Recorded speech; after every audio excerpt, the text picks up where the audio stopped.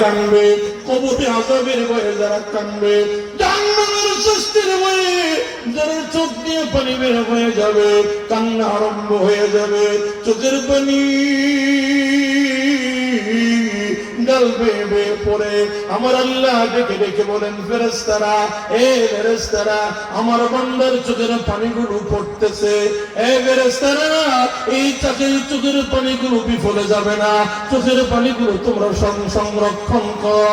আমার ভাইয়া, চোখের পানিগুলো আল্লাহ তাআলার ফেরেশতারা সংরক্ষণ করবেন। কিয়ামতের ময়দানে আল্লাহর ফেরেশতাদেরকে আল্লাহ বলবেন, এই চোখের পানিগুলো জাহান্নামের মধ্যে ছিটিয়ে দাও। আমার ভাইরা, ও আমার মা বোনেরা, আজকে দুনিয়ার মুসিবতে বললে চোখ দিয়া পানি বের হয়ে যায়, সন্তান সমস্যায় বললে চোখ দিয়া পানি বের হয়ে যায়। আল্লাহর ওলি যারা, আল্লাহর পেয়ারা বান্দা যারা, তারা দুনিয়ার মুসিবতে বললে এত কান্দে না, জাহান্নামের ভয়, কবরে আযাবের ভয়ে তারা বেশি বেশি কান্দে।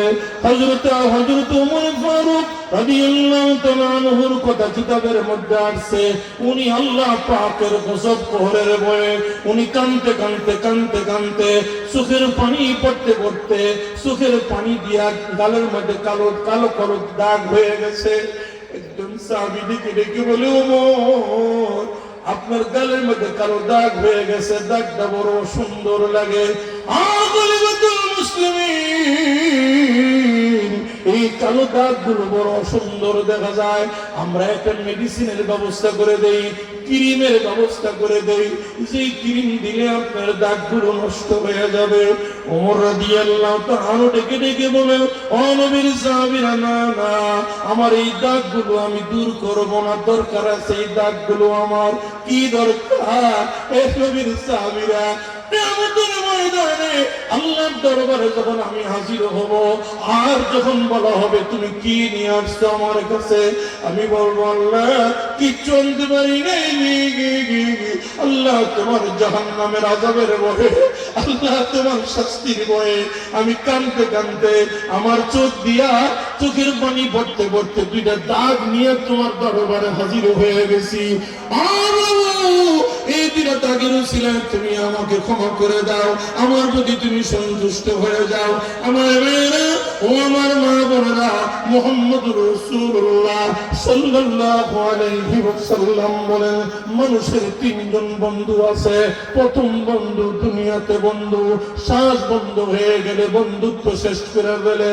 দ্বিতীয় বন্ধু দুনিয়ার জমিনে বন্ধু, কবর পর্যন্ত গিয়া বন্ধু। তৃতীয় বন্ধু কবরের ভিতরে বন্ধু। তৃতীয় বন্ধু হাসরের ময়দানে বন্ধু। আমার ভাইয়েরা, ও আমার বাবাজিরা, ও আমার পর্দানিশীন মায়েরা, আল্লাহর নবী কথা বলার পরে সাহাবায়ে কেরাম বলেন, ওগো নবীজি, প্রথম বন্ধু কে?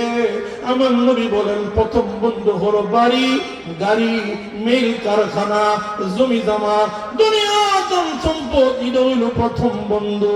শ্বাস বন্ধ হয়ে গেলে প্রথম বন্ধুর বন্ধুত্ব শেষ হয়ে যায়।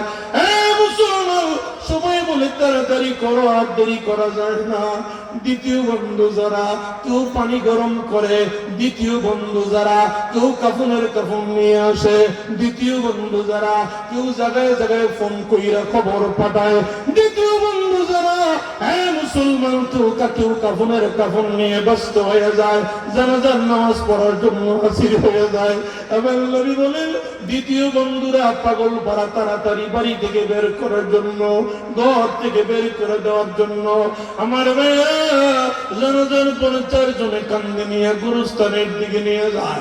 অন্ধকার কবর যখন শোয়ে দেওয়া হয়, আমার নবী বলেন, প্রথম বন্ধুর বন্ধুত্ব শেষ আগেই দ্বিতীয় বন্ধু কবর পর্যন্ত আসার পরে তারও বন্ধুত্ব শেষ হয়ে যায়।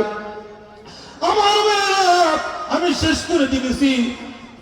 হযরত মাওলানা ইসহাক কামাল সাহেব, উনি আমার আগে বয়ান করার কথা ছিলেন। আমি দূরে যাব, ফেরি পাড়ি দিতে বন্ধু অন্ধকার কবরের ভিতরে, চারজন বন্ধু অন্ধকার কবরে। দুনিয়ার বন্ধু কবরে আসার পরে বন্ধুত্ব ক্যান্সেল করে ফেলে। দ্বিতীয় বন্ধু হলো 1 নম্বরে, 2 নম্বর বন্ধু। তৃতীয় বন্ধু কবরের ভিতরে 30 পারা কোরআন মাথার কাছে গিয়া বসবে। 2 নম্বর বন্ধু 5 ওয়াক্ত নামাজ আপনার ডান দিকে গিয়া বসবে। 3 নাম্বার বন্ধু বাম দিকে গিয়া বসবে। রমজান শরীফের রোজা আর মাত্র 2 মাসের চেয়ে কম, আমাদের সামনে মাহে রমজান আসতেছে। আমার নবী বলেন, মানুষের 4 জন বন্ধু অন্ধকার কবরে, মাথার দিকে কোরআন, ডান দিকে নামাজ, বাম দিকে রোজা, আর পায়ের দিকে মসজিদ, মাদ্রাসা, হজ, যাকাত, দান, খয়রাত গুলো পায়ের দিকে গিয়া বসবে।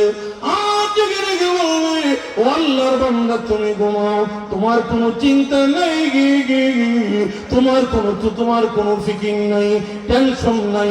আমরা 4 জন বন্ধু তোমার অন্ধকার কবরের ভিতরে আছি। আর ও আমার পর্দানিশী মায়েরা, অন্ধকার কবরে ছেলে মেয়ে যাবে না, স্ত্রী যাবে না, ভাই বারাদার কেউ যাবে না। অন্ধকার কবরের ভিতরে কোরআন শরীফ যাবে, অন্ধকার কবরের ভিতরে নামাজ যাবে, অন্ধকার কবরের ভিতরে রমজান শরীফের রোজা আপনার বাম দিকে গিয়া বসবে। দুনিয়ার জমিনে হজ করেছেন, যাকাত দিয়েছেন, মসজিদ বানাইছেন, মাদ্রাসা বানাইছেন, সবগুলো দান খয়রাত আপনার পায়ের কাছে গিয়া বসবে। এই 4 জন বন্ধু অন্ধকার কবরে আপনাকে পাহারা দিবে। আর ডেকে বলবে, ও আল্লাহর বান্দা তুমি ঘুমাও, আমরা 4 বন্ধু তোমার সঙ্গে আছি।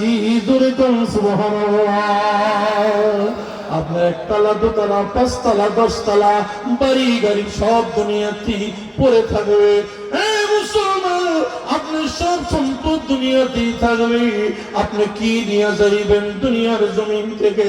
আল্লাহর ঘর বানিয়ে গেছেন, নবীর বাগান, মাদ্রাসা আপনি বানিয়ে গেছেন, আপনি হজ করছেন, যাকাত দিয়েছেন, এই সম্পদগুলো অন্ধকার কবরে আপনার সঙ্গে যাবে। হে মুসলমান, কিয়ামতের ময়দানে গিয়ে আপনি এই সম্পদগুলো আপনাকে সুপারিশ করবে, আল্লাহর জান্নাতে নিয়ে যাবে। আমার ভাইরা, মাওলানা শেখ সাদি আপনাদের মসজিদের খতিব আপনাদের কাছ থেকে মসজিদের দোতলার জন্য কালেকশন করে